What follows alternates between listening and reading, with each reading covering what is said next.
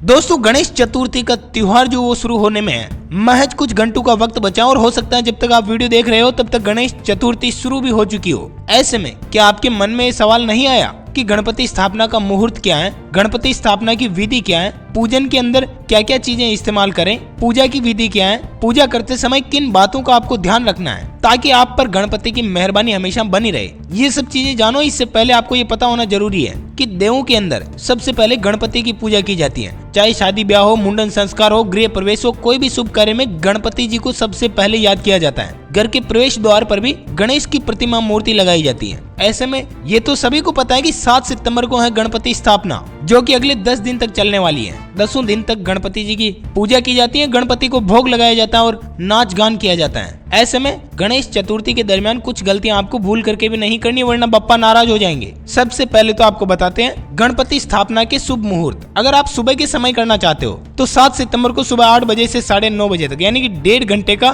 बहुत ही अच्छा मुहूर्त है। अगर आप दोपहर के समय करना चाहते हो तो 11:20 से 1:40 के मध्य आप गणपति स्थापना कर सकते हो, या फिर दोपहर बाद करना हो तो दोपहर 2 बजे से लेकर 5:30 बजे तक अच्छा मुहूर्त है। गणपति की स्थापना की विधि आपको बता दें, सूर्योदय से पहले आपको नहा धोकर साफ कपड़े पहनने हैं। जहां भी मूर्ति स्थापना करनी हो वहां आसन लगाकर बैठें और गणपति स्थापना का संकल्प लें। अपने सामने चौकी पर सफेद कपड़ा बिछाएं, उस पर चावल रखें। तांबे के चौड़े बर्तन में चंदन या कुमकुम से स्वास्तिक बनाकर चावल पर रखें और इस बर्तन में ही गणेश जी की मूर्ति स्थापित करें। पूजा में कौन से फूल पत्ते इस्तेमाल करने हैं ये भी आपको बता दें। जाति, मल्लिका, कनेर, कमल, गुलाब, चंपा, गेंदा और मोलसरी, ये फूल आप इस्तेमाल कर सकते हो। और पत्ते अगर आपको इस्तेमाल करने हैं तो दुर्वा घास, समी पत्ता, धतूरा, कनेरा, केला, बेर, मदार और बिल पत्र आप गणपति पूजा में इस्तेमाल कर सकते हो। ध्यान रहे कि गणेश जी को कभी भी तुलसी दल अर्पित नहीं किया जाता है। आइए बताते हैं आपको गणपति जी की पूजा विधि। घी का दीपक जलाएं। सबसे पहले दूध और पंचामृत से गणपति को स्नान करवाएं। अष्टगंध और लाल चंद से गणेश जी को तिलक लगाएं। फूल और बिल पत्र की माला पहनाएं।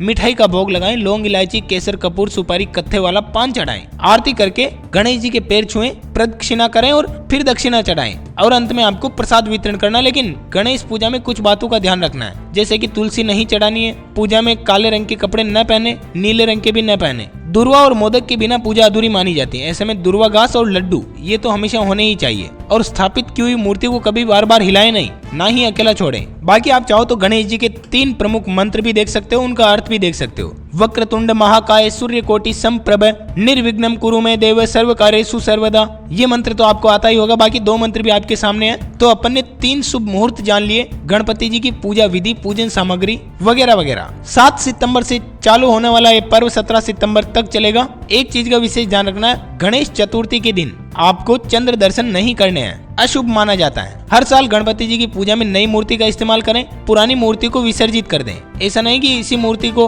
हर साल काम में लेते जाएं। और इस बात का विशेष ध्यान रखें कि अपने घर में गणेश जी की 2 मूर्तियां न रखें, केवल एक ही मूर्ति होनी चाहिए। बाकी मुंबई के प्रसिद्ध लाल बाग के राजा की पहली नजर आपको बताते हैं। 15 करोड़ की कीमत वाला 20 किलो सोने का मुकुट पहनाया गया है इस बार मुंबई के लाल बाग में गणेश जी को। आपको बता दें, लाल बाग के राजा को ये मुकुट रिलायंस फाउंडेशन की तरफ से, यानी कि अनंत अंबानी ने गणपति जी को भेंट किया है। इस मुकुट को तैयार करने में 2 महीने का समय लगा है। अब गणेश चतुर्थी वाले दिन काफी ज्यादा काम भी होता है। ऐसे में आप व्रत भी रखोगे तो कुछ खाना पीना भी जरूरी है ना। क्या खाएं? तो आप केला खाने से तो पेट भरता नहीं है। ऐसे में सेव भी खाएं, संतरा भी खाएं, खजूर खाएं और ड्राई फ्रूट्स खा सकते हो, बादाम खा सकते हो, जिससे कि आपको एनर्जी मिली रहे, खाली पेट न रहे। और हाँ दोस्तों, एक चीज तो मैं आपको बताना ही भूल गया, गणेश जी की प्रतिमा हमेशा पूर्व की तरफ या ईशान कोण में ही करें स्थापित। गलत जगह पर या वास्तु के विपरीत अगर आप मूर्ति स्थापित करते हो तो आपको पूरा फल नहीं मिल पाता है, उल्टा दोष भी लग सकता है। एक तो ये चीज ध्यान रखनी कि गणेश जी की जो मूर्ति है, प्रतिमा, उसके पीछे दीवार होनी चाहिए, खाली जगह न रखें।